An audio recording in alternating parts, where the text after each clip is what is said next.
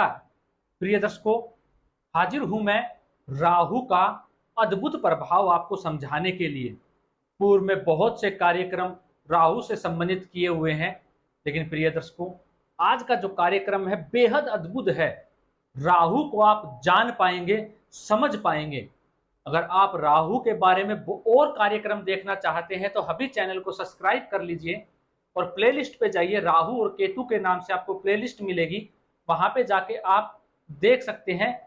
बहुत से कार्यक्रम आपको मिल जाएंगे। प्रिय दर्शकों, ये राहु आपको इतना अद्भुत बना देता है आज के परिवेश के अंदर। अगर कोई बलशाली ग्रह है इस कलयुग में, जो आपको जो चीजें चाहिए, जो आप प्राप्त करना चाहते हैं, तो वो राहु ग्रह है।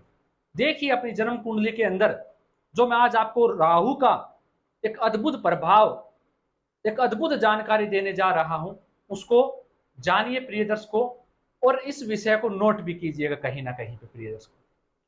प्रिय दर्शकों, आपका लगन, जो मैं आपको लगन बताने जा रहा हूं और कुछ मैं आपको भाव बताऊंगा, उससे पहले आप जानिए कि अगर आपका वृषभ लगन है और वृषभ लगन में राहु बैठे हुए हैं, वृषभ लगन है आपका और वृषभ लगन में ही राहु बैठे हुए हैं, कौन से नक्षत्र में? कीर्ति का नक्षत्र में। दूसरा क्या कहता है? मिथुन लगन है आपका और राहु मिथुन राशि में ही बैठे हुए हैं आपके लगन में ही, किसमें? आद्रा नक्षत्र होना चाहिए। आगे क्या कहा? सिंह लगन है आपका और सिंह लगन के अंदर क्या राहु लगन में ही बैठे होने चाहिए? किसमें होने चाहिए? उत्तरा फाल्गुनी नक्षत्र में आखिरी चरण के अंदर। और तुला लगन हो और तुला लगन के अंदर स्वाति नक्षत्र के अंदर राहु बैठे हुए हो लगन के अंदर ही। वहीं धनु लगन हो आपका और धनु लगन में राहु बैठे हुए लगन में ही, नक्षत्र उत्तराषाढ़ा। कुंभ लगन हो और कुंभ लगन में ही राहु बैठे हुए हो सतभिखा नक्षत्र के अंदर। अब ये जो नक्षत्र है प्रिय दर्शकों, ये राहु और सूर्य के ही नक्षत्र हैं। लेकिन जो मैंने 6 राशियां आपको बताई, इन राशियों में इन लगन, ये 6 लगन आपकी जन्म कुंडली में है, राहु लगन में इन्हीं नक्षत्र में बैठे हुए हैं, तो राहु ऐसे जातक को अद्भुत और बेजोड़ बना देगा। प्रिय दर्शकों, ऐसे जातक का कोई तोड़ नहीं होगा। ऐसा जातक सर्वश्रेष्ठ और ऊंचाइयां छूता हुआ चला जाएगा। प्रिय दर्शकों, मैं आपको एक बात और बता देना चाहता हूं। जो पूर्व की वीडियो थी, जो पिछली वीडियो, जो कार्यक्रम मैंने बनाया था, वो भी राहु से संबंधित बनाया था। अगर आपने वो नहीं देखा तो देख लीजिएगा, वो भी अद्भुत राहु से संबंधित जानकारी मैंने आपको दी थी। तो प्रिय दर्शकों, यहाँ पे ज्योतिष शास्त्र ने कहा अगर ये 6 लगन है, लगन में ही राहु है और जो नक्षत्र मैंने आपको बताए राहु या सूर्य के नक्षत्र में राहु बैठे हुए हैं, तो ऐसे जातक को अद्भुत बना देंगे, बेजोड़ बना देंगे, जहां पे जातक का सामना या मुकाबला करने वाला कोई नहीं होता है। वही प्रिय दर्शकों, शास्त्र ने क्या कहा कि ये जो राशियां हैं, ये राशियां हों और यही नक्षत्र हों, कौन से भाव में? लगन में, तीसरे भाव में जन्म कुंडली के, छठे भाव में, नवम भाव में, दसम भाव में और एकादश भाव में ये राशियां बनती हो और इन्हीं में राहु जाके बैठ जाए, इन्हीं नक्षत्रों में, तो भी जातक अद्भुत होता है, श्रेष्ठ परिणाम राहु अपना देता है और जातक खूब बुलंदी और ऊंचाइयों को छूता है। अब क्या कहा? अगर यही राशियां हो और लगन या दसम में राहु जाके बैठ जाए, लगन या दसम में राहु जाके बैठ जाए और देव गुरु बृहस्पति से दृष्ट हो जाए। प्रिय दर्शकों, नोट कीजिएगा इस सूत्र को जो मैं आपको बता रहा हूं।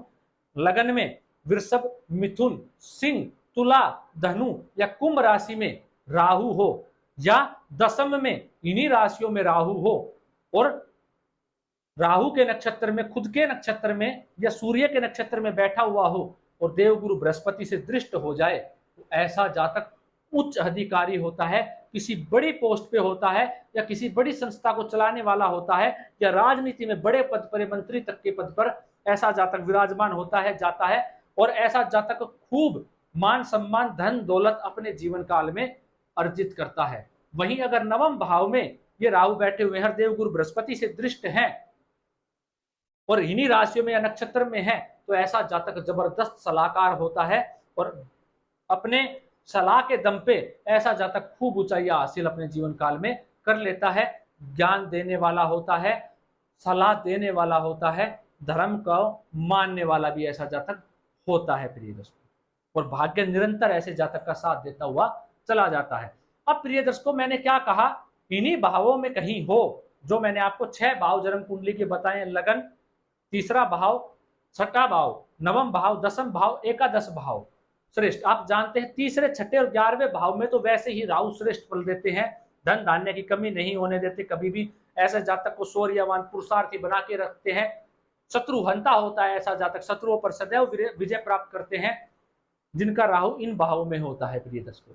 अब प्रिय दर्शकों, वही देवगुरु बृहस्पति से दृष्ट हो जाए, राहु तीसरे घर में हो, छठे में हो, 11वें घर में हो, तो आप जानते हैं देवगुरु की दृष्टि पड़ जाने से ऐसा जातक अद्भुत स्वामी बन जाएगा, अद्भुत बेजोड़ हो जाएगा, जिसका कोई तोड़ ना हो पाए प्रिय दर्शकों। ऐसा जातक को राहु यहाँ पे बना के रख देते हैं।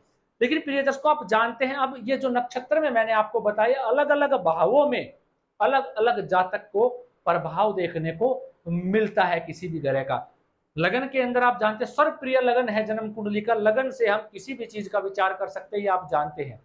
लेकिन जन्म कुंडली को अलग अलग भाव को, अलग अलग चीज को देखने के लिए बनाया गया है। मान लीजिए दूसरा भाव जन्म कुंडली का आप जानते हैं खान पीन का है, खाने पीने का है, कुटुंब का है, परिवार का है, हमारी वाणी का है, हमारी वाणी का है। धूम्रपान मद्यपान जो किया जाता है वो भी दूसरे भाव से विचार किया जाता है, वाणी का विचार किया जाता है, कुटुंब का विचार किया जाता है, पैतृक संपत्ति का विचार किया जाता है, हमारे संचित धन का विचार दूसरे भाव से किया जाता है। अब यहाँ पे राहु बैठे हुए हो तो क्या करेंगे, राहु प्रभावशाली हो जाएंगे। अगर इन्हीं राशियों में या इस नक्षत्र में बैठे हुए हैं तो राहु पाप ग्रह है, राहु छल है, कपट है, ये आप जानते हैं। तो ऐसे जातक को क्या करेंगे, झूठ बोलने पर, क्योंकि वाणी का मालिक दूसरा भाव से वाणी का, तो ऐसा जातक अपनी झूठ बोल के इस कदर अपनी उस राहु का प्रभाव लेगा कि सामने वाले का चाहे अनहित हो जाए उसको चिंता नहीं है, अपना हित करने में सक्षम हो। तो हर भाव में अलग अलग प्रभाव राहु का निकलेगा जब इन राशियों में नक्षत्र में राहु बैठेंगे, क्योंकि इन राशियों में नक्षत्र में राहु प्रभावशाली हो जाते हैं, श्रेष्ठ प्रभाव देते हैं। आशा करता हूं प्रिय दर्शकों ये विषय आपने समझा होगा, आपको आनंद देने वाला रहा होगा। राहु के अद्भुत जो 2 कार्यक्रम मैंने आपको बताए हैं ये आपको आनंद प्रदान करने वाले रहे होंगे, आपकी ज्योतिष में जिज्ञासा अवश्य बढ़ रही हो। आज के लिए इतना ही, इजाजत दीजिए मुझे, मिलता हूं कोई नया और अद्भुत कार्यक्रम लेकर। नमस्कार।